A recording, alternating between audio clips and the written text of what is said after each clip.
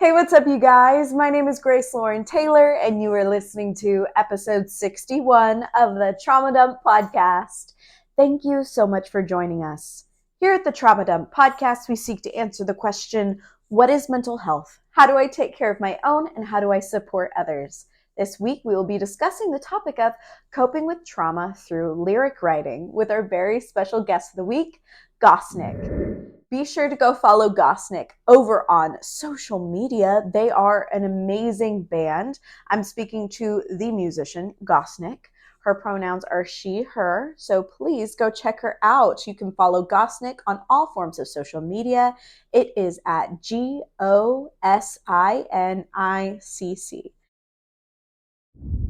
So please go support her for being on this episode of the podcast. And remember, if you'd like to share on the show, please message us in our Discord server in the podcast participants channel along with your unique experiences, and we will match you to the right episode. And just a quick disclaimer before we start, I am not a licensed health professional. This podcast only seeks to create community and further understanding of these topics that are so often overlooked and extremely misunderstood. If you or a loved one are in need of medical professional help, we have resources in our descriptions. The topics discussed here are for a mature audience, so viewer discretion is always advised.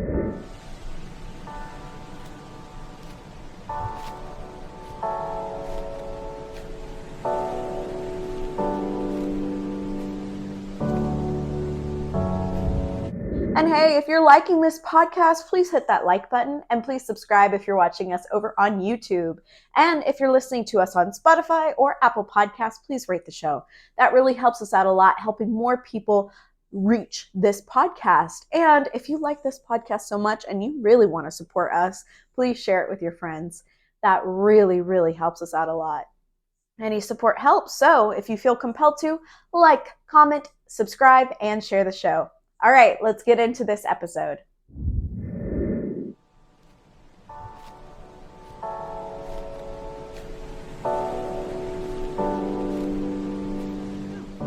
Hello, welcome to the podcast. How are you doing today? I'm good. How are you? I'm doing amazing. Thank you for coming on. Thank you for having me. Oh my goodness, I'm so excited. So please introduce yourself. Where can we find you? Who are you? Well, I'm Ethan. I'm the lead singer and composer for the band Gosinicc. You can find find us on everything under Gosinicc. It's weird spelling, but it's Gosinicc. I've got it tattooed. I'm branded on my arm, but yeah, you can find us anywhere on there. Amazing. Oh, that's so cool. Can you show your tattoo again? I want to see. Yeah. It's a little weird angle, but That's so cool. I love thank you. it. Yeah, so our designer, Possessed Pasta, who you guys should go follow, he has done a lot of merch designs, and I got it tattooed. So I bet he felt so honored.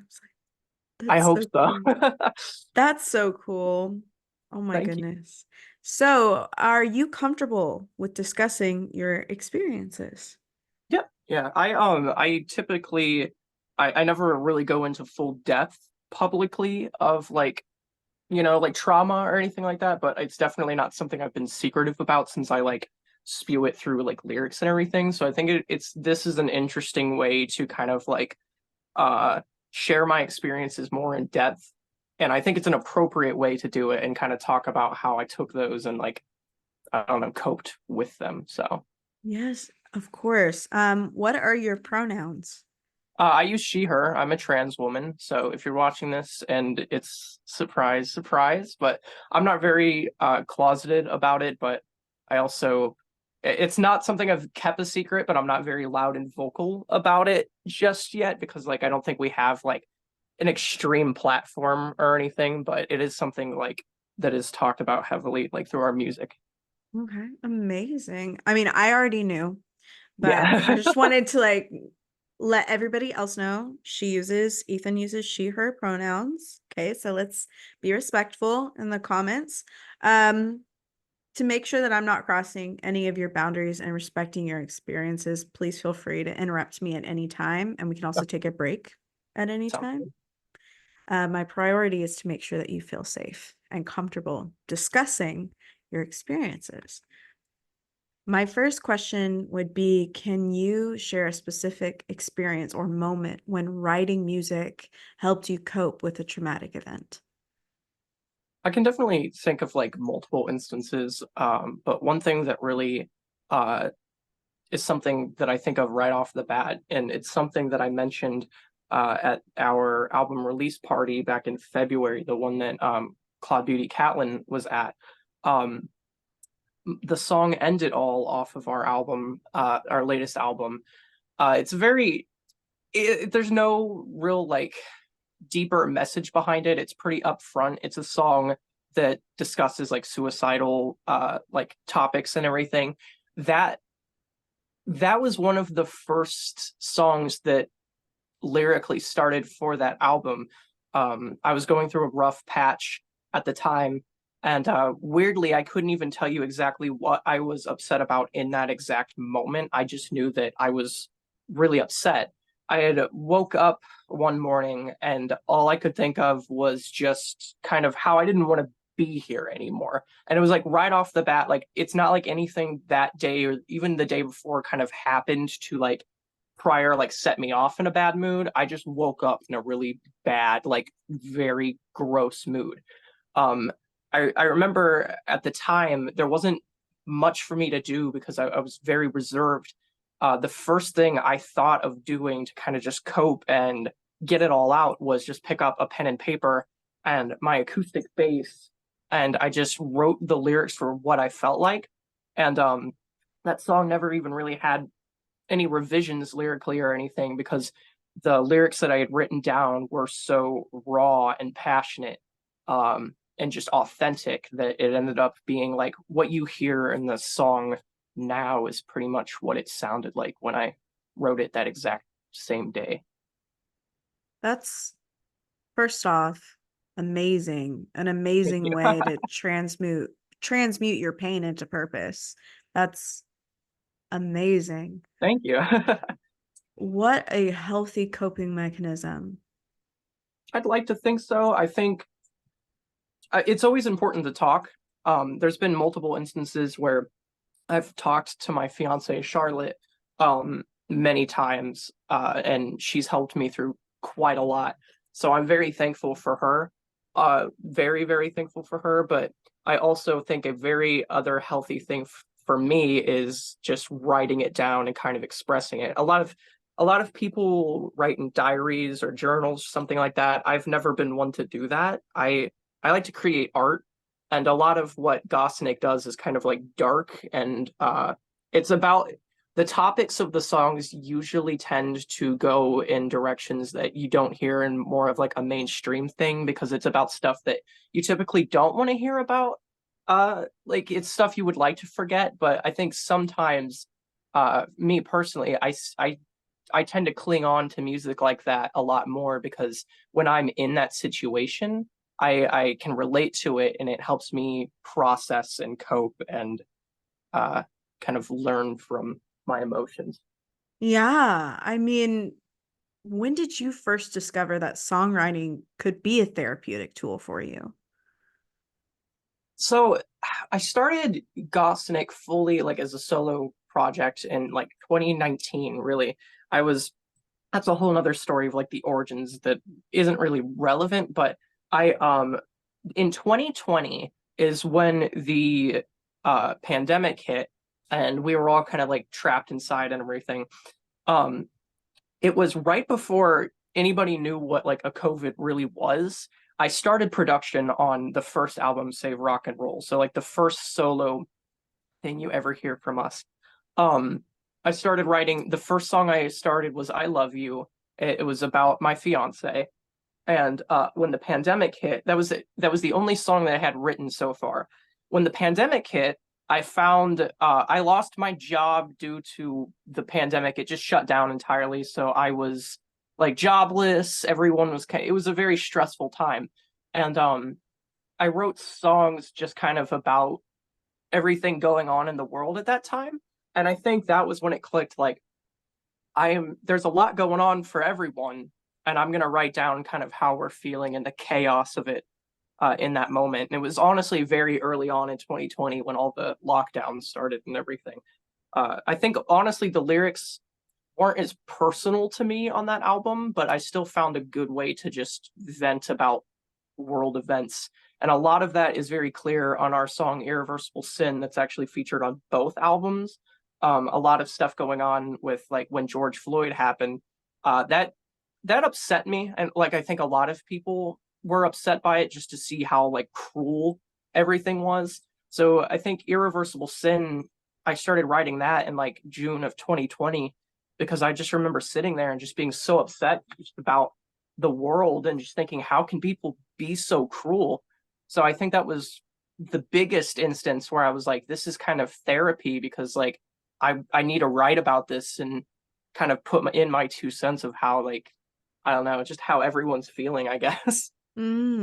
Has writing music changed the way you perceive and understand your trauma and then, by extension, the trauma that the world is going through? I believe so. I think there's been times where I haven't really been able to regulate how I feel, and it's not until I write it down lyrically for a song and then usually record the song and have it like finished that I get to listen back to it and kind of regulate how I felt and kind of come to my own conclusions through that. I think there's been times where I've written lyrics and I've felt so strongly about it in that moment. And it's like a snapshot of that time because I go back and look at it now and I still feel that way like how I did, but my opinion on something might be a little different from how it is. Like certain songs about people that I've written that like we've had falling outs with. I kind of look back at it now like it's kind of silly. I was like this passionate about the feelings for this at the time, but it was important to me at the time. It's just now it's not as like really big on my mind as it was when I first wrote it. Yeah, that's a really good point as well. I I would consider myself musically inclined. I did professional choir from the age of Nice. 3 till I was like 20. Oh wow. And I was a voice actor for a very long time. I'm in a couple video games, but as a pseudonym because I don't want Yeah. people knowing me like that. I'm just like, no, thank you. No, thank you. But I also teach voice and acting lessons now, and I have 2 degrees that have minors in music. Mhm. I took a songwriting class in one of my degrees at Texas Tech, took a songwriting class. And something that I found really inspiring because it was right after COVID, it was in 2021, Mhm. was how many people felt so much relief after they had put pen to paper, had written their song, and then performed it for the class. Like there Yeah. was so much Yeah. anxiety before, but once they performed, they felt like release, For so sure. much relief. And it was really inspiring to watch. I wouldn't consider myself very much of a writer.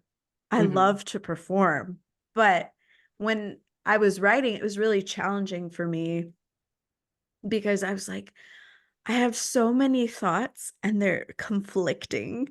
And I thought that all of my music didn't make sense. And then I performed Yeah. it for the class and they were like, that was so good. I'm like, are you sure? Yeah. Are you sure? No, I I feel that.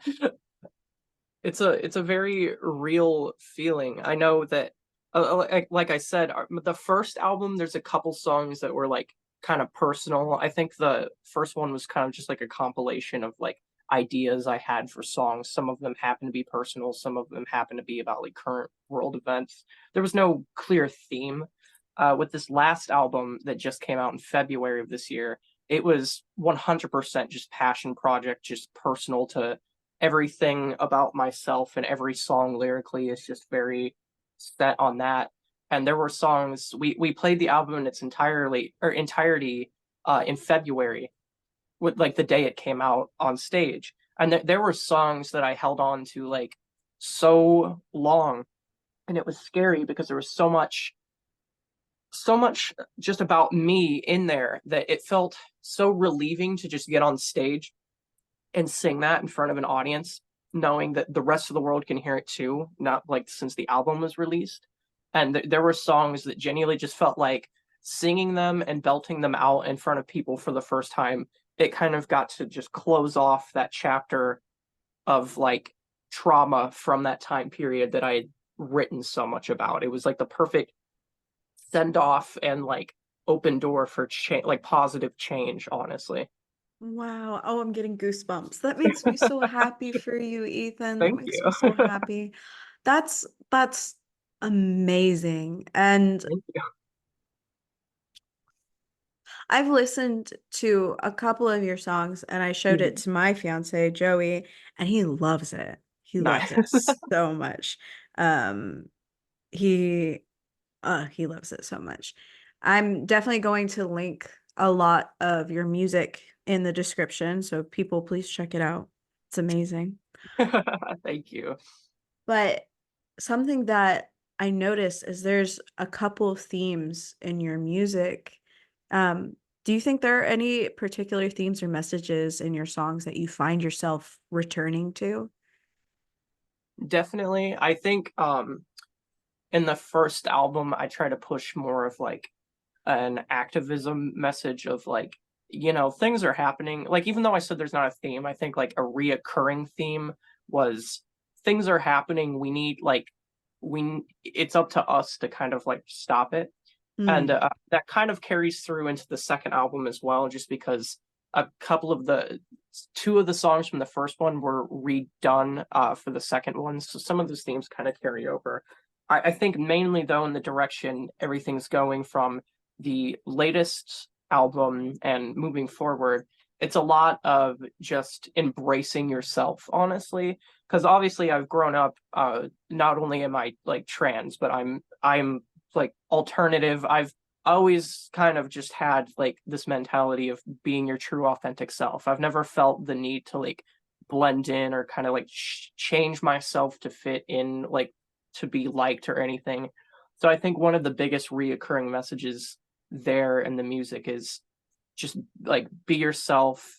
Is like, even though that's like overused, it's definitely an important thing to teach people. And I think a lot of that also comes from venting about people who you've had falling outs with. A lot of it is just, you don't need those people in your life, really. Cut out the negative, be your truest self. And if that means like having to cut out a few bad apples, then you got to do what you got to do to keep yourself happy. mm. Why do you think it's so significant to you to, be yourself? I I don't know. I've grown up with like friends and everything. I had a very strange growing up. I when I was little, it was easy to make friends with people just because when you're a kid, like a small kid, it's kind of just like, oh, we like the same like cartoons, let's be friends. So like I had like a small of I've always been one person to just kind of like keep a very small friend group, and they meant a lot to me.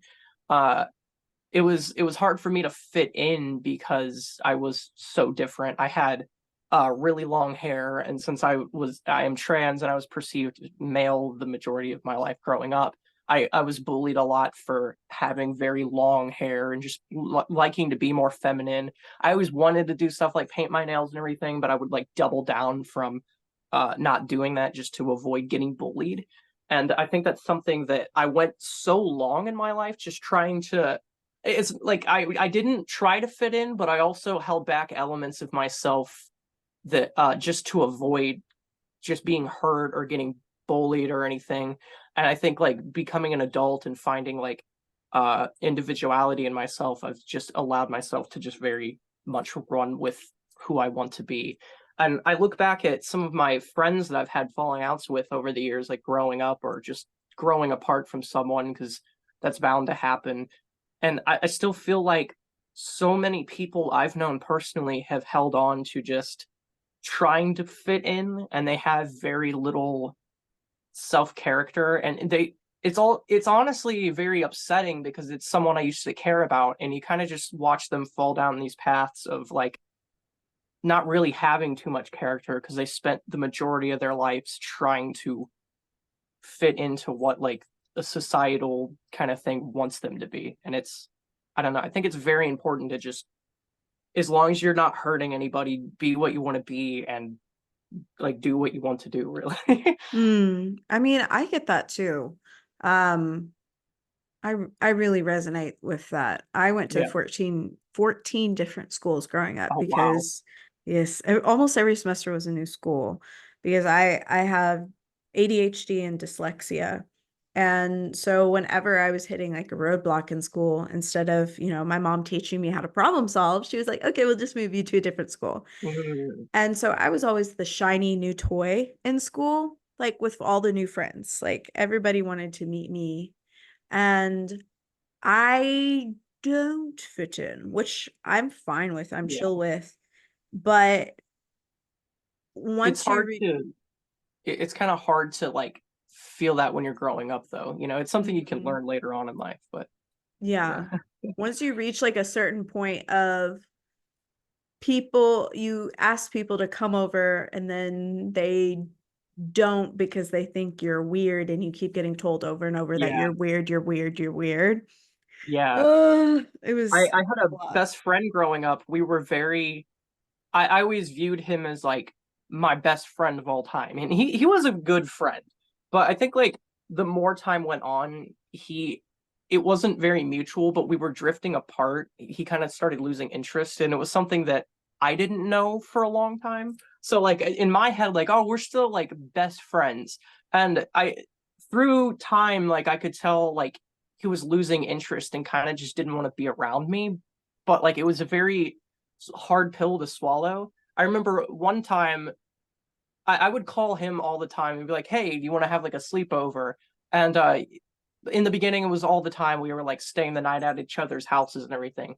And there was one time he had called me to like stay the night at his house, and I was like over the moon, like, "Yeah, I would love to like have a sleepover." And he said on the phone with me, he was like, "Yeah, I like wanted to like have a sleepover with someone, and like everyone was busy, and like nobody could show up." And then I thought, oh wait, Ethan might be able to stay the night, so I called you, and I was like, Aw. oh, thank you, that's awesome. And it was kind of just like that. I'm like, okay, maybe it's a little not so mutual with that. Yeah. Oh, girl, that's horrible. I've had that It's happen too. something I think like friendships like that was a major stepping stone into like something that was hard for me to like understand when I was like in my preteen years and early teen years. But it's something that I've like definitely moved on from, being like a whole ass adult now. But like it was really hard for me to like cope with and move on from as it was happening, and even years after. It was I tell my friends all the time now, people in my band and my fiance, I always tell them how much they mean to me, because like in my adult life, having friends that I connect with is so much more special than what it is when you're a kid, because you just naturally build these bonds and trust with people. And it took me a very long time, up until a couple years ago, honestly, recently, to just build like organic friendships like that. That's so true too. I mean, this year, oh, 2020 through 2022 were kind of the shittiest years of my life, friendship Yeah, wise. I lost so many friends and it sucked. It sucked. I went not fun. from, being that social butterfly that I can get along with anybody, and I will pride myself on that. Like, I'm Mhm. a very open-minded, open-hearted person. But I lost my dad and both my grandfathers and my cat all within a year. Gosh. And so I don't think I was a different person, but my aura was very different. Like the way Mhm. that I perceived life was very different. And I was no longer that happy go lucky person that planned parties. Yeah. And I noticed all the people that were essentially using me for, these parties that I threw, and the money that I'd spend on them, and the amount that I like gave to the friendships. Like all those people that never really gave much to me, but I didn't recognize it, disappeared. They all Yep. disappeared. That's how it always goes, honestly. It is And a little it bit. hurts because you in your mind you kind of always value like, oh, they would do the same for me, but then you realize, I don't know, you realize when you lose people that it was always very one-sided, and it's a very hard pill to swallow when you're like, I guess, just a caring person, because it's kind of, I don't know, there's some people that do unfortunately just, they kind of leech off of people, and it's really hard to kind of go through. It's Oh definitely yeah, something I've gone through time and time again. it is hard to go through. It's Yeah. very devastating. But this year, I mean, I met Kat last year. Hmm. 2023 through 2024, I made the conscious effort to say, I'm going to make long-lasting friendships where the people give as much to me as I give to them. Yeah. And girl, I've done it. I'm I'm so proud of proud you. of myself. Yes, I'm so proud of myself. I finally have my people, and I'm getting married in April next year. And Congratulations. thank you. Congratulations to you too. Thank you. I Girl, I was so excited. I was talking to Kat about this the other day. I was like, I'm so beyond grateful to have you in my life, to Kat. I was like, I'm so beyond grateful to have you in my life. And she's like, I'm so grateful to have you in my life. And I'm like, look at us go. We're really doing it. We're really She's doing it. I'm very, so proud very of us. kind. It was really cool to meet them and just get to talk and like kind of get to know the person on like the other side of the screen. Because I had followed Kat for years. I can't even, it's 3, 4 years maybe. And uh honestly, I learned after like meeting her in person, it was honestly, I think I started following her pretty shortly after she had started. So I didn't realize that, but I think I've been following her for years, and getting to meet her and just kind of like get to know her better and just talk to her and like hang out with her. It was a very cool thing because it's like, oh wow, this is like very good person. I mean, obviously, it's not like I had any doubts about that, but like just getting to know some meet someone and know them or just talk to them like on a personal level, you really see like, wow, this is a really like genuine, good, kind soul, you know? Like, Yeah, and there aren't many of them out there that are content no. creators. A lot of Yeah, content for creators, sure. they feign, that, oh, I love everyone, but Kat is really someone that loves Yeah. so deeply. And the amount that she's like poured into, our friendship is just unmatched by any of my other like online friends. And Yeah. she's one of my bridesmaids, and that's amazing. And I edit all of her YouTube videos now, and it's so great that we got to collaborate before we even Yeah, met. Like, you I made her know. intro song, and I'm like animated the intro, and I edit her videos. It's Yeah, just I had no idea you were the editor until you reached out and said you were. I was like, oh my God, like I didn't know about that. it's so good. It's so good. I love that. I love that. Look at us go. We're doing it. Speaking of music that you have written, how does the process of creating a song from the initial idea to the finished piece impact your emotional well-being? It can be a number of different like outcomes. I learned from the first, so for the production of Save Rock and Roll, our first album, I learned more what not to do. Because the last two songs on this album, I don't think I've ever publicly said it, but you hear it here first. I hate those songs. They just, they aren't good songs, and they definitely aren't reflective of like my best work. I remember starting those songs, I knew they weren't working, and I was trying to force myself to finish them and release them just because I had this mindset like, well, I need to release them. And they're the last two songs on the album I don't like. I'm not a fan of. I don't like how it was just the execution of them was sour. So like I look back at that and I'm like, man, if I have a time machine, those I would do things a lot differently.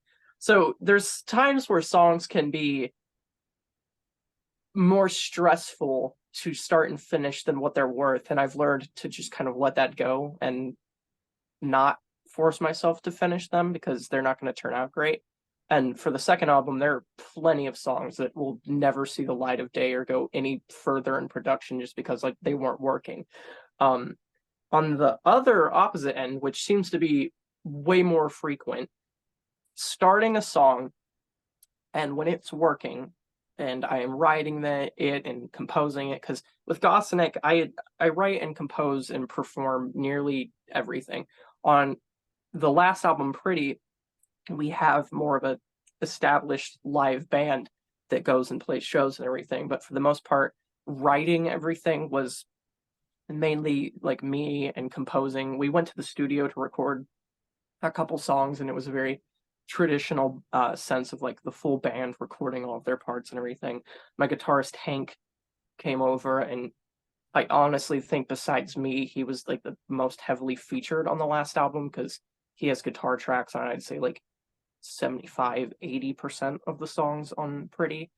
But no, just I think it's so on top of just being able to vent about like just kind of get what I'm feeling out there lyrically. It is such a great feeling just starting a song, it working, it sounding good, and then it being done and released. It's like this great positive feeling. So I'm like, this is the work I want to like put out into the world. I'm like, and I feel great. It's a very fun experience, honestly. I mean, it sounds like a fun experience. Yeah. Oh my goodness. So in your band, Gosnick, how many different members do you have? So the funny thing is it's fluctuating. Another thing I would say about one thing I've learned the hard way about being in any kind of scene or industry or anything, you're gonna make a lot of friends and you're gonna make a lot of enemies. And I won't go too much into detail about personal things with like ex-members or anything. I will say though that there are people out there that are probably secretly wishing my downfall, and not to sound narcissistic, but I genuinely haven't done anything. I like going out there and making music and just kind of being yourself. You'll make a lot of enemies for some reason. Like there's probably plenty of people I don't know like personally that probably hate my guts just in the local scene just because I'm out there doing what I'm doing. Um the band members, it seems probably from a public eye, is a constant revolving door that doesn't make any sense. We have Hank, who is our guitarist. Love that man to death. I getting to know him. He's one of the friends that I met like in my adult life in the last few years, and I genuinely like he is like my best friend probably of all time. We have Isma, who just joined recently. She's currently our drummer. She used to play bass for us, but we've lost members and everything. But Isma's currently our drummer. Uh, I think I officially met her in like November of last year, so it's really only been the majority of this year I've got to know her and everything. But we have gone through so much together, and I genuinely think like this person, just from the short time I've known her, she's been so involved in my life in a very good way that like she's also someone I hold very dear and like best friend. And to finish it off, besides myself, we have Triggy, who plays guitar for us. They've been in and out of the band multiple times, and I think Triggy in itself, they're probably like from a public eye, very confusing of like whether or not they're actually like officially in the band. Triggy is a band member. Like Triggy plays guitar. They've contributed plenty of guitar tracks for us. They've played a lot of live shows. They're good friends with all of us. Triggy and I personally are pretty close. We've gone through a lot of shit together. So right now, Gosinic is a four-piece. It's always subject to change who's going to come in and contribute things for live performances. We're looking to get more live members like synth player eventually down the road. A permanent bassist now because lately I've been playing bass on stage. But honestly, at this point, one thing I've learned just from having falling outs with ex-band members and everything, I'm not gonna rush into finding anybody. It's gotta come naturally, kind of like how Isma did. She came into the band and it just felt right, I guess. It didn't seem like it was forced, like, oh my God, we need a bass player, and then we found her and it didn't work out. I think we just need to play our cards right and really find good people that join the band and have it come naturally, like a friendship kind of deal. Yeah, I agree with that. I'm honestly, ugh, can I just tell you something that's really embarrassing? When I was in middle school, I started a band called Unbroken Refuge. Okay. Oh my God. I don't have much room to judge, honestly, but Well, it was me and a friend Kaylee, and then a friend Dylan, and then Dylan had some friends that joined, and I really wanted to be like the band manager slash Mhm. singing. And it was in middle school, so I couldn't wrangle all of these children to save my life. It was Yeah, just like no, I very feel that. stressful. It's hard to do as an adult. But I loved it so much. And like thinking back on it, like what was little Grace thinking that she could actually have a whole band? Like there was like kids fight and there were so many little conflicts for no reason Yeah, at all. And I can't even imagine how stressful it would be to have a band as an adult and it's just hard. ugh. I think now, like, I'm confident, like the people like we trust and everything, the people we have like in our circle, it's a very like safe environment. And there's been plenty of times it's been ups and downs, honestly. Even though like I love everyone to death in my band, I don't have like any like we're all very close and like tight with one another. It's honestly very hard to find a time. Like you would think like, oh, we're a band, we're always like it's half true. We're constantly hanging out. We're good friends. It's not just strictly business, but at the same time, trying to get everyone in a room at the same time to actually do band things is so many strings pulled that it is like it can be. It's like a rare occasion sometimes to get everyone in a room together. When we have to sign CDs to ship out to someone, I straight up tell people, like, it's in our band camp, like, it can take up to 2 weeks to ship out because I want to make sure you guys get your signatures. But in order to do that, I have to get each member to sign it first. And that is like the biggest, like, the hardest thing to do sometimes. Yeah, I can imagine. I can imagine. Oh my goodness. To get everybody to, be on the same page. I mean, I have a coven, and to get all of us at my house for our, bi-monthly lunar Mhm. phase stuff, it's just like insane. So I can't even imagine having more than 4 people like in a collective to be like, okay, we have to get this task done. Come on, Yeah. guys. And they're like, No, it's oh, insane. I feel like we all play like crucial roles and everything. I've always kind of like taken like ringleader roles. So like days of shows, I'm always like, okay, we need to be here at this time. We need to practice because we always practice day of like the whole cellist day of shows. So like we need to be here at this time. We need to practice and be done with the set list by this time. And then we need to have everything loaded into the cars by this time. And then we need to be at the venue by this time. And I think it's a very organized thing that we all need because there'll be some times where I have to like parent up and be like, okay, guys, we're all kind of just sitting here. We need to get the hell out of the door because the show's starting soon. And it seems strict and like it's necessary though. It's definitely necessary when it comes to like important details, but yeah. yeah, I don't know. I understand that. It's necessary. Everybody has to meet, but I would be so stressed out. I can Oh, yeah. imagine it'd be so stressful to be like, okay, everybody, we have to do this now. No, no, no. Luckily everyone like in Gosinic is I trust them. They're pretty reliable. I mean, I'm not perfect either. I'm not like the most reliable person to just, like follow everything. I'm typically like early to things, I guess, so that's nice. But like, I don't know. I'd say everyone in Gosinic is pretty nice and respectful and like reliable when it comes to like planning. So that Well, makes it that's easy. good. That's Yeah. good. That's really good. I'm Yeah. glad that you have people in the band that actively are like, let's make sure the band succeeds, because that makes all the difference. Yeah, we've had like people in the past too in the band and everything. I will say, if there's ever a reason why someone's not in the band or anything, I'm never gonna like publicly like slander them, just because it's not professional, and it's also it goes into more personal things that I think is more fair on everyone's end. I think for Gosinicc, we're all very, very close with one another. We're more friends before we are a band, and any reason anyone's ever left, it hasn't been very pretty. It's always been like a roller coaster.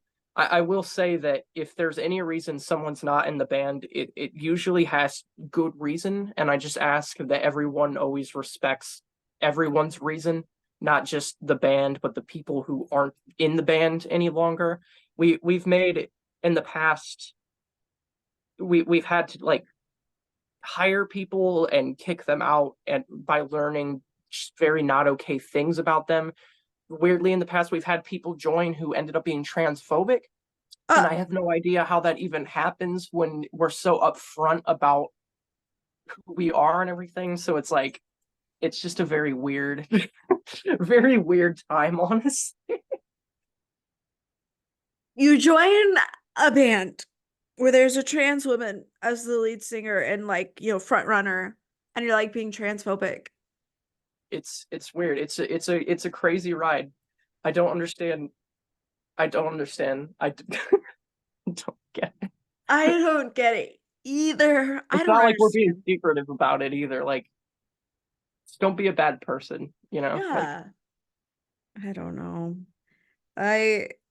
Speaking on, you know, transphobia and the industry, the music industry, are there any, you know, roadblocks that you have faced as an artist due to your gender identity? honestly, I can't say yet I've experienced it. I think we've established ourselves pretty well at like who we are in the local community, to where people who know us are like pretty okay with us. We worked in the past, and hopefully continue to work with a local nonprofit called Transjoy Akron. They're a like I said, nonprofit. They do a lot of good work for the local trans community. They're very cool. We've played a fundraiser show with them a couple months ago, and I'm honestly would like to work with them more in the future. So, and I think that our fans and everything, and the venues we book with, we've had a good relationship with establishing. Like, obviously, it's no secret. I get up there, I'll wear like a mesh shirt, like a bra underneath. It's not like any secret that I'm like, even if I haven't explicitly told them, like, hey, we're like a queer band, because at the end of the day, everyone in the band is queer in one way or another. Vibes.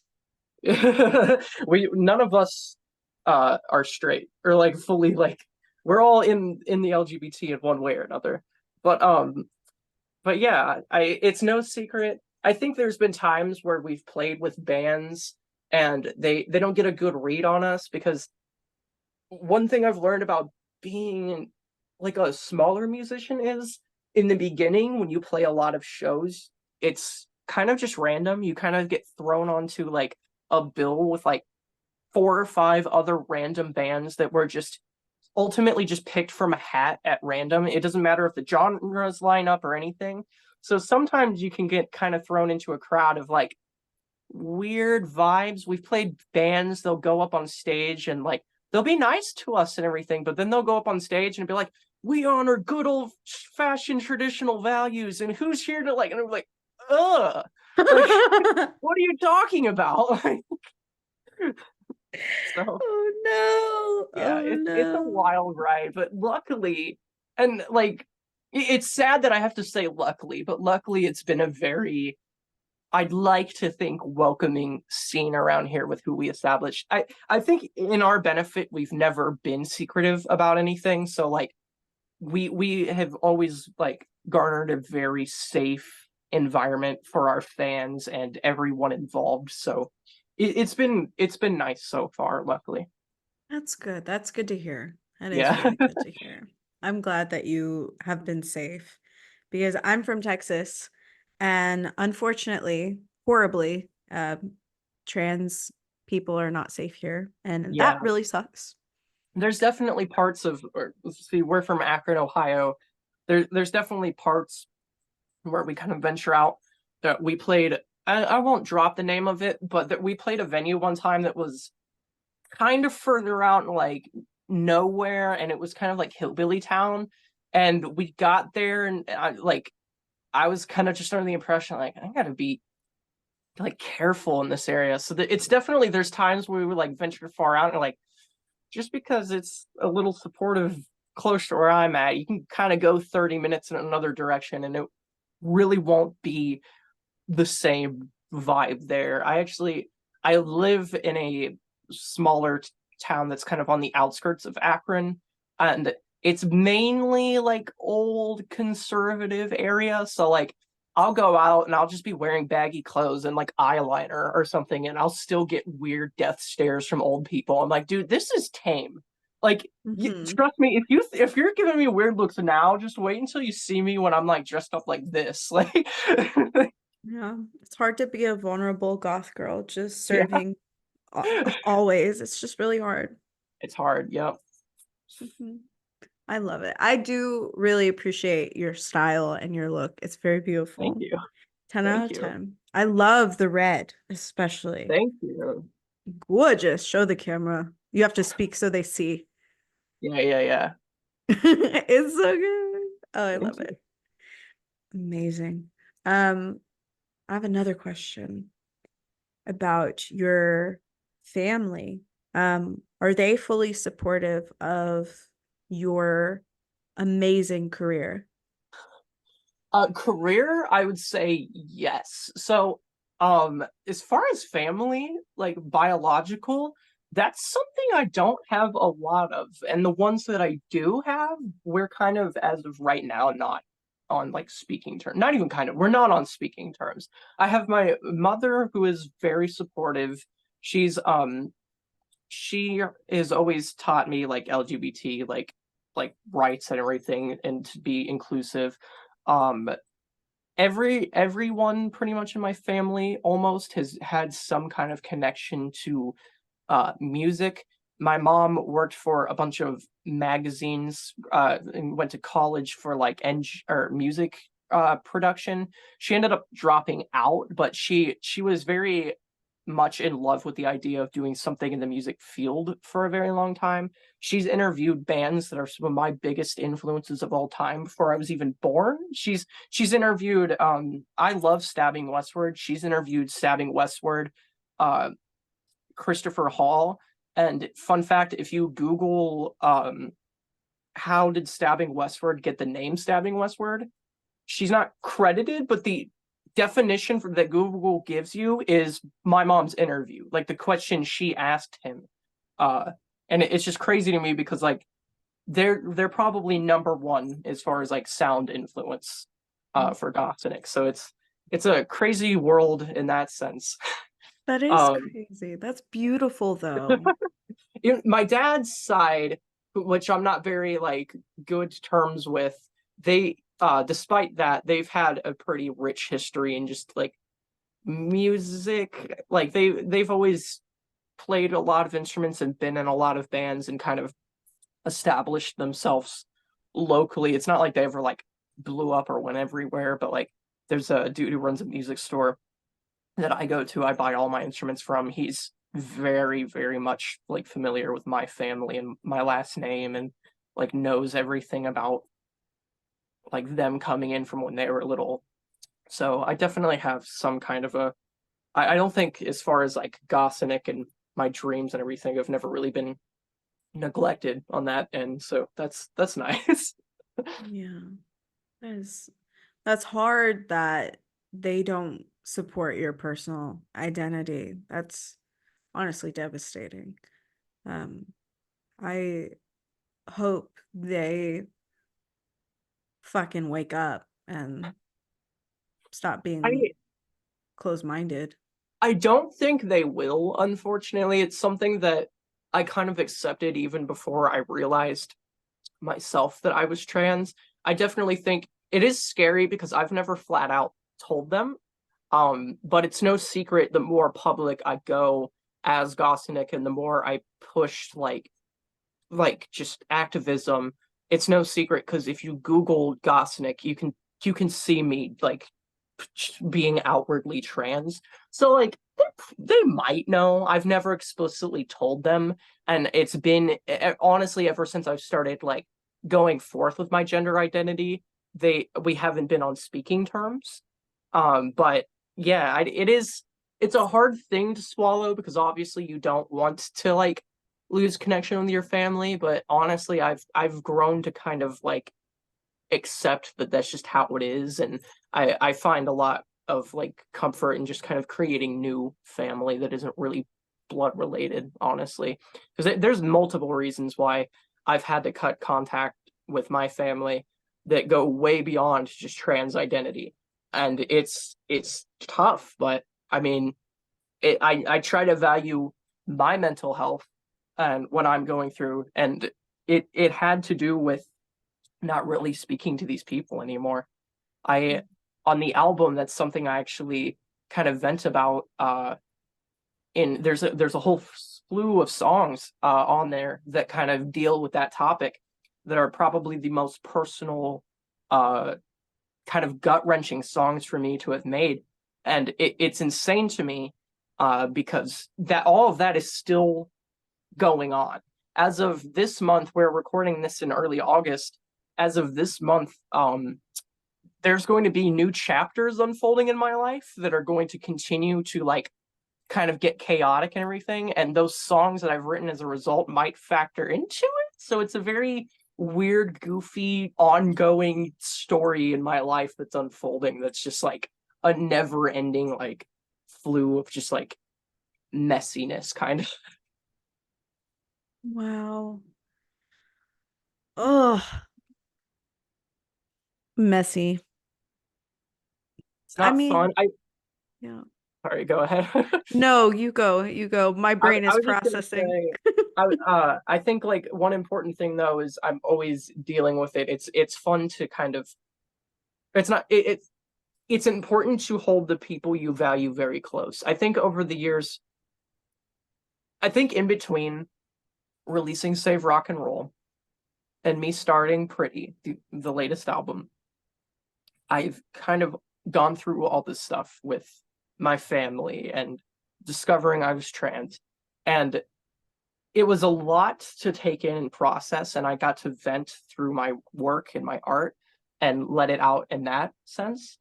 Um, it's a whole nother thing when it continues to go on. There are songs, for context, my dad, who I wrote I Hate You and Dead to Me about, those those songs are written. He doesn't know they exist.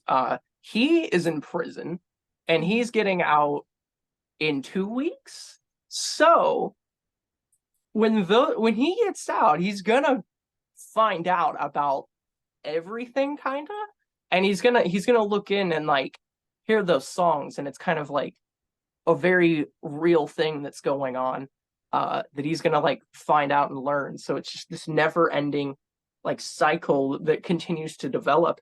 But in this time, I've been very stressed and upset uh going into all that. But the relationships I've built in those times means so much more to me, with my bandmates. Um, at the beginning of all this, I didn't know any of my bandmates. I didn't have any of the friendships I did when I started. But in this present day, I have people that I hold so dear and close to myself that if you would have told me just like about 2 years ago around this time that I would have all these people that I care about in my life and have meant so much to me, it would have seemed foreign that it was so close. So I guess one thing is like it's always important to kind of just go out there and find people who support you and like want to build you up and are just going to be there for you, because I was going through a lot of a lot of negativity, and I very quickly found a lot of positive change in my life in the meantime. I kind of just had to go out there and like find it. Yeah. Yeah. Have you received feedback from listeners who have been impacted by your music? I have. It always means so much to me when people leave like nice comments or messages or come to me after shows and talk to me about the songs and everything. I think it's always great when people say they listen to the music. I think it's like always really, really cool. It means so much to me when, even if people like on the song End It All, there someone had just left a comment like, this song is like exactly what I'm going through right now. Like it's like word for word what I'm feeling. And I think it's sad to hear other people share such similar experiences with me, but at the same time, it makes me very happy that people are looking like they're finding something that they can relate to. And ultimately that was the entire goal. Like I'm doing this for myself in the means of like I need to vent and get it out. But ultimately what I want to do with music is be a source for people to connect and relate to the same way like music that I love has been there for me. Because like it's a very oversaid thing a lot of people say, but it's something that I really mean when I say it, that music has saved my life, and I know it's saved probably millions of other people's lives too, whether you make it or just listen to it. It's a very important thing, and I am very glad. I find it very poetic that hopefully I'm able to write lyrics that help me and are going to help other people kind of that are going through the same thing. That's so beautiful. That is beautiful. Can you share any future projects or songs that you're working on that continue to explore the themes of healing and resilience? I've honestly, so we have stuff in the works. I think with Pretty, it was such a personal thing going on. It seemed like it was a 2-year production for that album, and everything on that album was so personal and had so much in it that like I put like myself into. And honestly, we have stuff in the works, and I will say right now, and it's not a bad thing.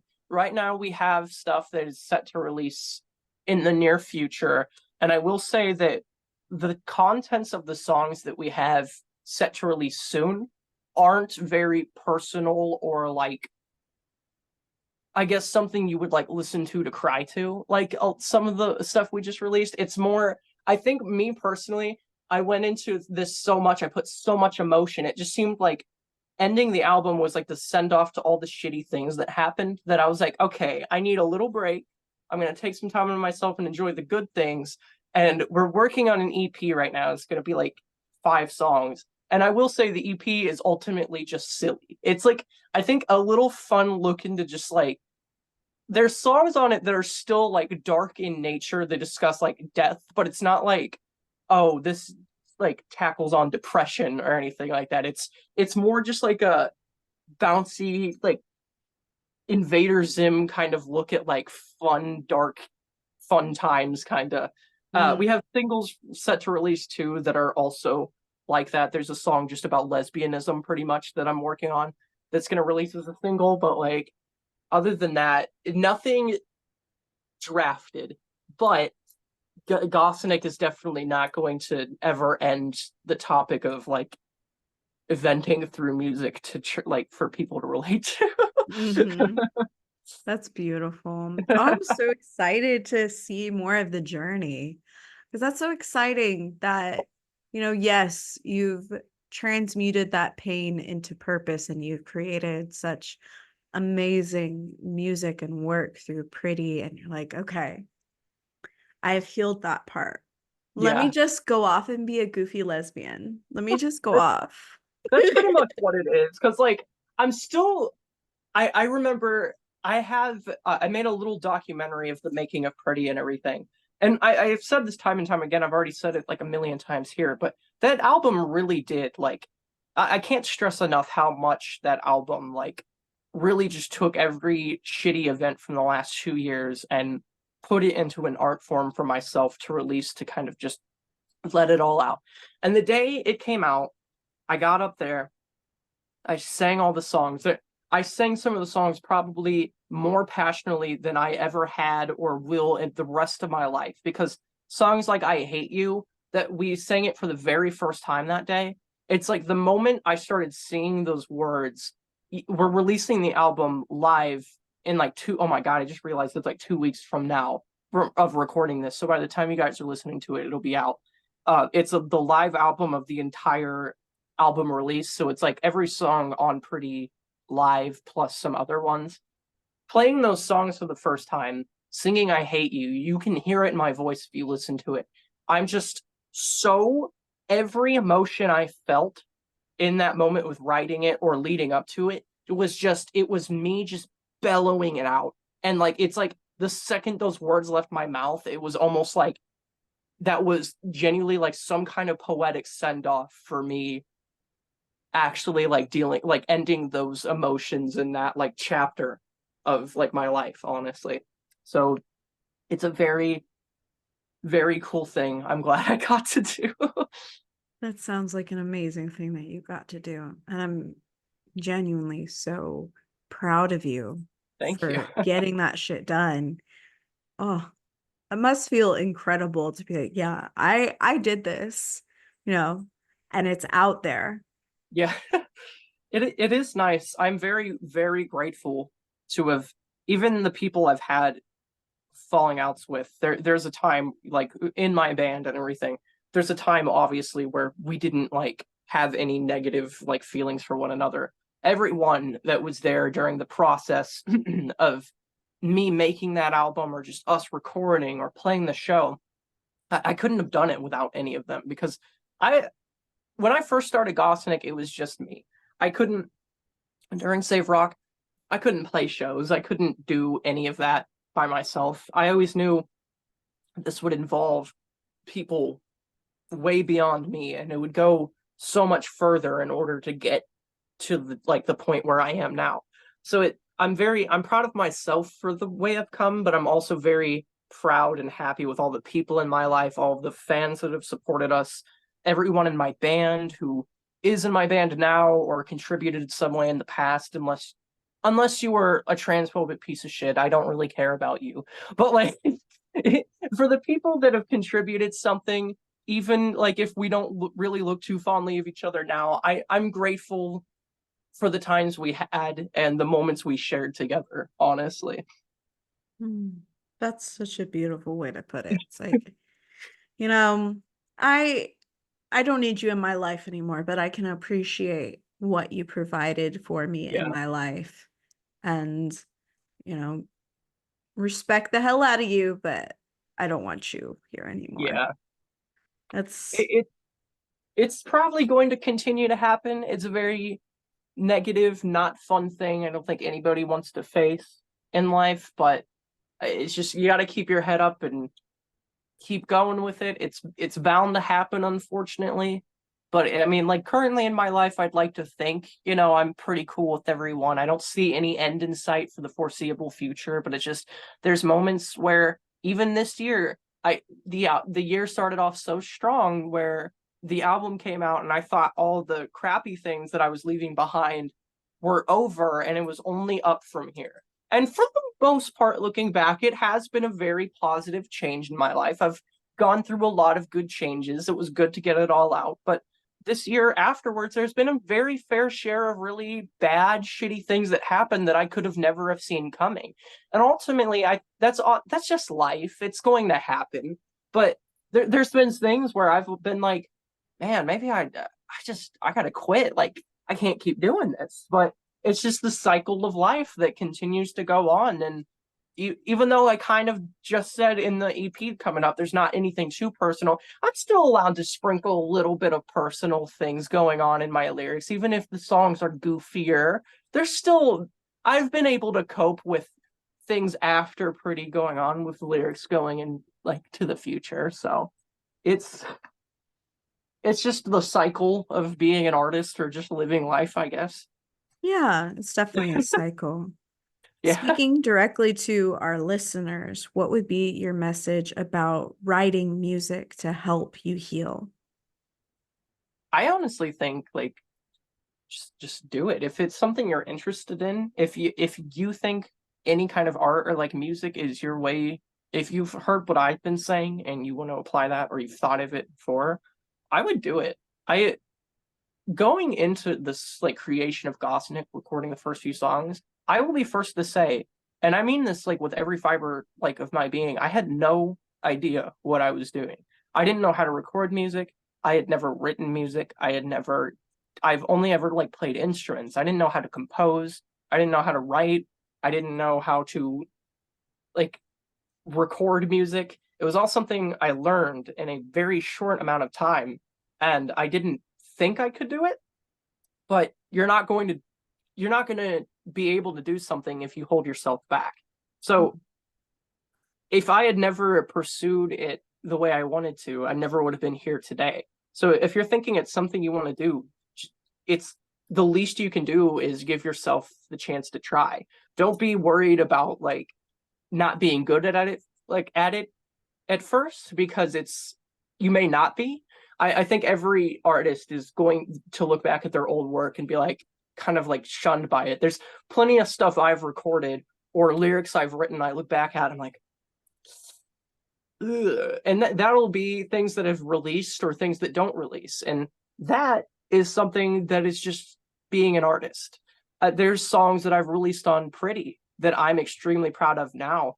I'm going to look at in 5 years and I'm going to think I could have done a lot better. I can do better. I'm better at it now. But that's just the process of being an artist and growing and getting better at your craft. So don't be discouraged by like skill level. Just if you think it's going to help you, do it, like work on it. And it's a very rewarding thing, whether you're going out there playing shows or not, or releasing it or not. If you think it's something you want to do and you want to do it, just do it. Like nothing's stopping you. Writing music can be a very powerful tool for healing trauma in so many different ways. I mean, it like helps you with expression and then release, like processing your experiences. There's also cognitive reframing, like it helps you reframe negative thoughts or experiencing, offering like a new perspective and fostering a sense of empowerment and control over your story, because you're literally writing out your story.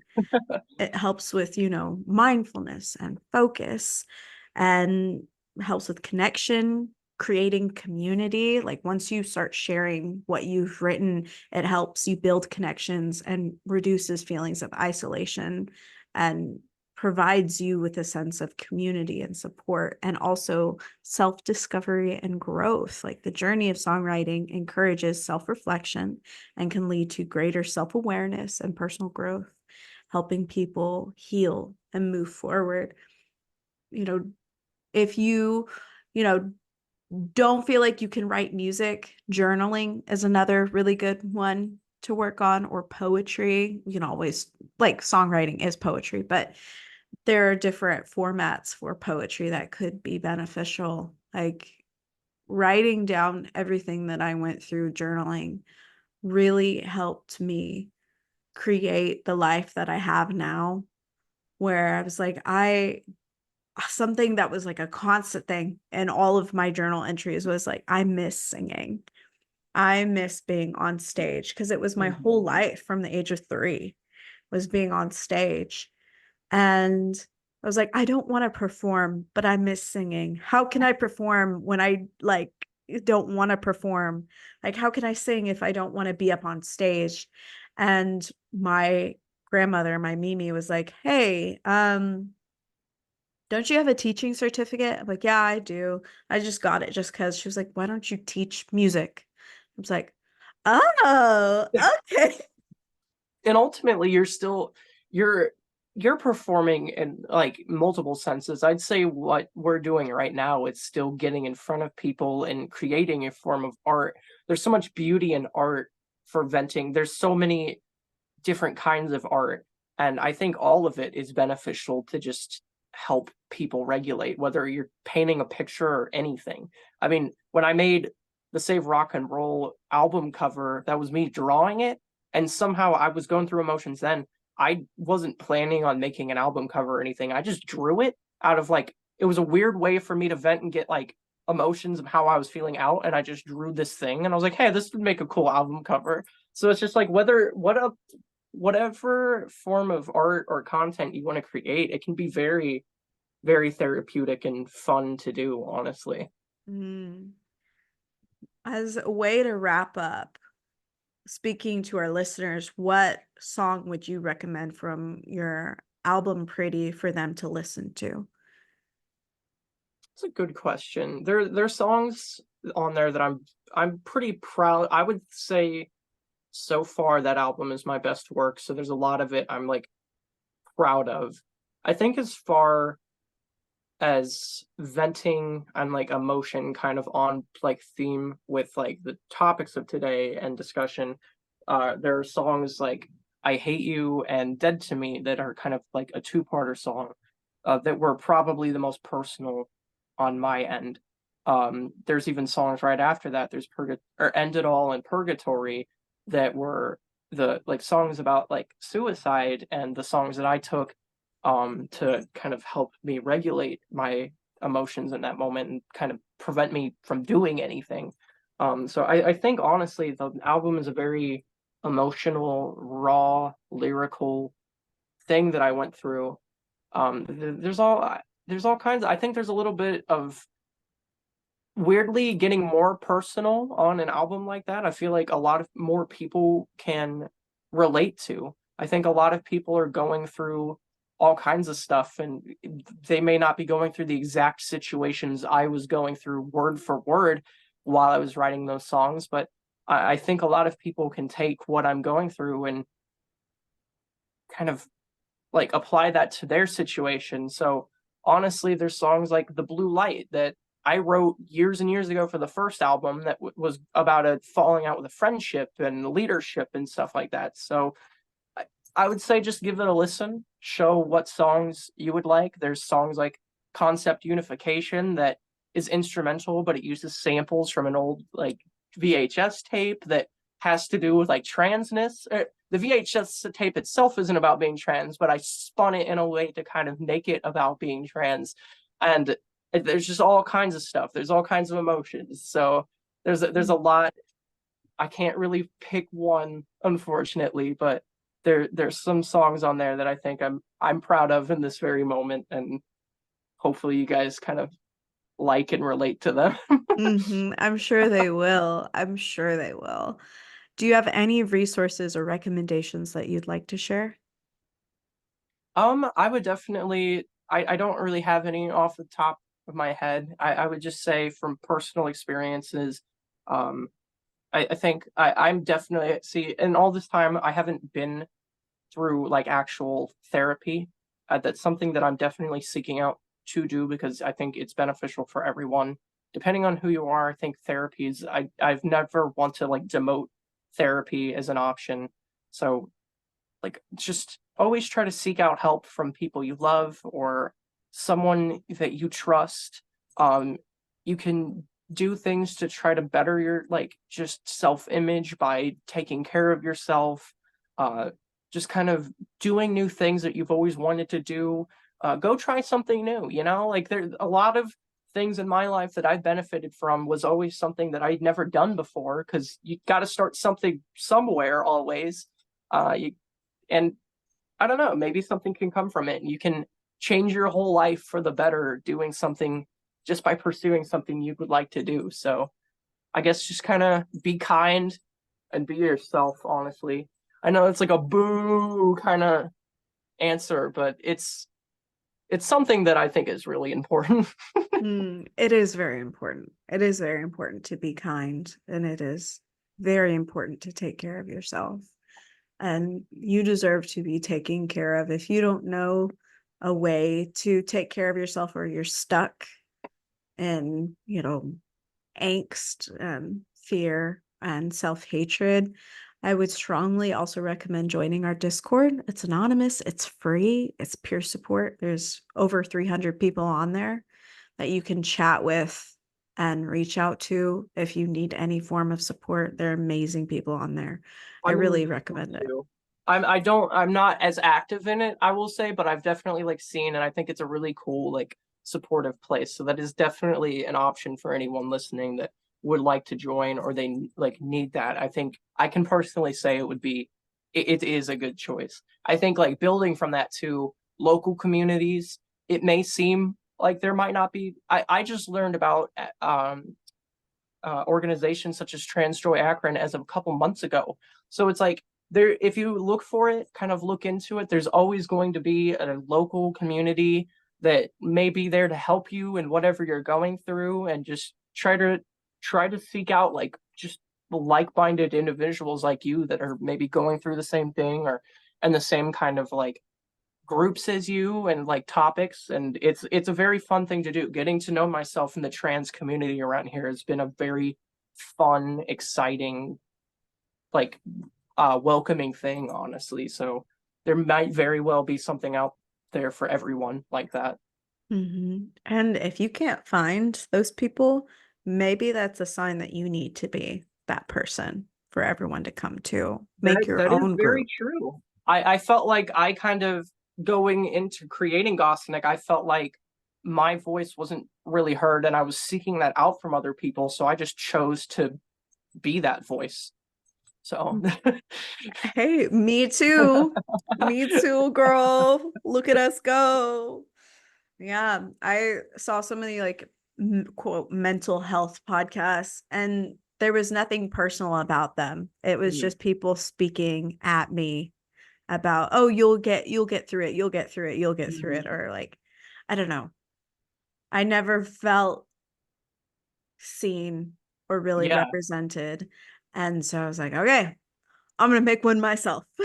I feel that. I mean, like, I have this very like punk rock, like angsty view of like the mainstream media and everything. I'm one of those people that are like, this is trash. I'm not like that much. I'm kind of a hater, but I mean, like, the reason why I started making music is because like I got so tired of the watered down mainstream like messages. I was like, I value like real topics that need to be discussed, or need to be discussed.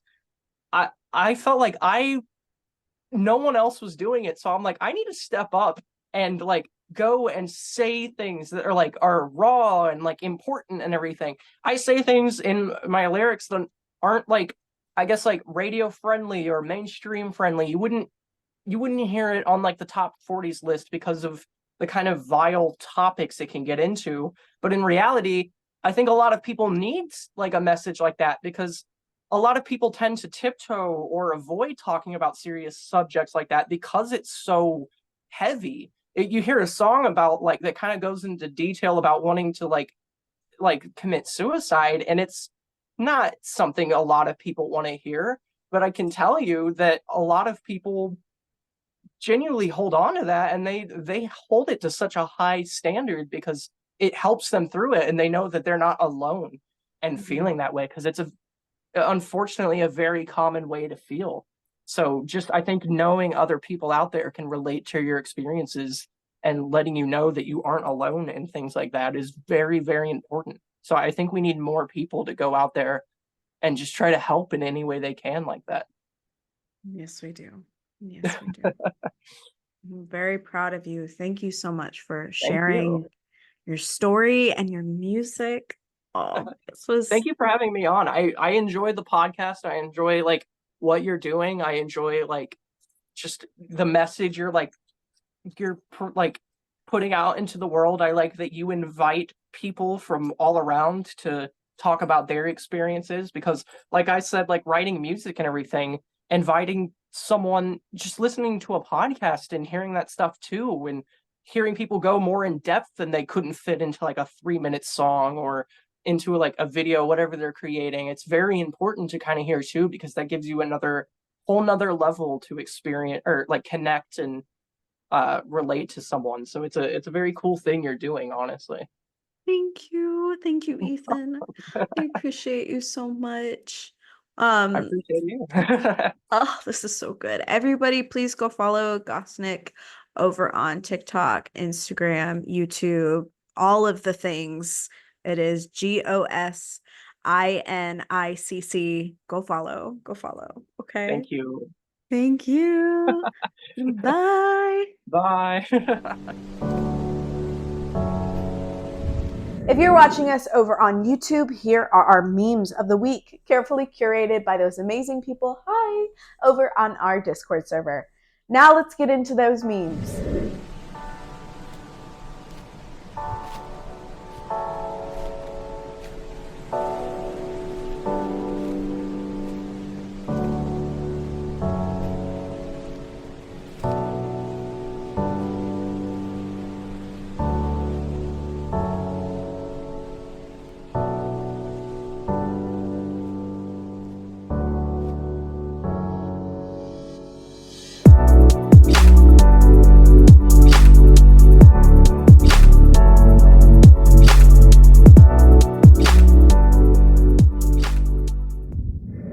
At the end of every episode, we spin our wheel of emotions to learn a new feeling and how it correlates to trauma. Let's spin this wheel.